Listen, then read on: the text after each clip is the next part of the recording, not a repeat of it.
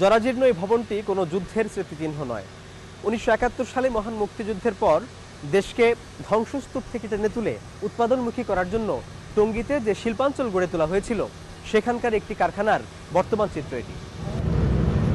একসময়ের নামকরা Commonwealth tobacco industries এখন শুধুই কালের সাক্ষী। এই প্লটের একটি অংশ ভাড়া দেওয়া হয়েছে বেসরকারি মোবাইল ফোন কোম্পানিকে, অন্য অংশ একটি তেল কোম্পানিকে, আর নতুন করে যে খনন কাজ চলছে তাও ভাড়া নিয়ে গুদামঘর করছে একটি ওষুধ কোম্পানি। পপুলারের আন্ডারে আমরা কন্ট্রাক্টরে কাজ করি আর কি, এখানে ওরাও হবে বন্ধ হয়ে গেছে, বন্ধ হয়ে যাওয়ার পরে মালিকা চালায় নেই। দেয়াল ঘেরা এই সবুজ জায়গাটি ছিল তিস্তা টোবাকো ইন্ডাস্ট্রিজ। রাজুকের 4টি প্লটের এই কারখানা ১৯৭৮ সাল থেকে বন্ধ। মালিক ঋণ খেলাপি হওয়ায় এটি একটি ব্যাংকের হেফাজতে। লোন করছি ব্যাংকের থেকে, সরকারের কাছে গেছি, এই ব্যাংকের পক্ষ থেকে আমাদের সম্পত্তি দেখাশোনা করে, এটাই আমাদের কাজ।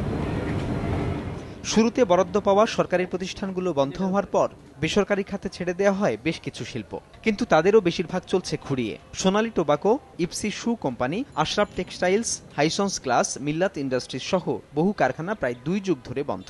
এমন আরো বহু জায়গা খালি পড়ে আছে। কোনো কোনো প্লটে চলছে সবজি চাষাবাদ। তুমি একটু টালটুল করো আর আনসার করে একটু দেখাশোনা করো, লাউ গাছ গাড়ি, সিম গাছ গাড়ি, বাগুন টাল, টমাটো টাল এইগুলা করি। আমরা শুধু গার্ড হিসেবে আছি আর কেন, জায়গাটা দখল করে রাখা যাতে বাইরের লোকজন না আসে।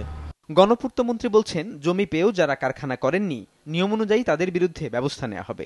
রাজুকের যত প্লট আছে এগুলো কিন্তু আপনার একেবারে টোটাল বিক্রি করে না, তারা 99 ইয়ার্স লিজ দেয়। প্রয়োজনে পার্সোনালি দেখবো গিয়ে, তারা যদি কোনো কারখানা করে না থাকে তাহলে তাদেরটা বাতিল হবে। সেই সঙ্গে দখল হওয়া প্লটও খুব শিগগিরই উদ্ধারে ব্যবস্থা নেওয়া হবে বলেও জানান তিনি।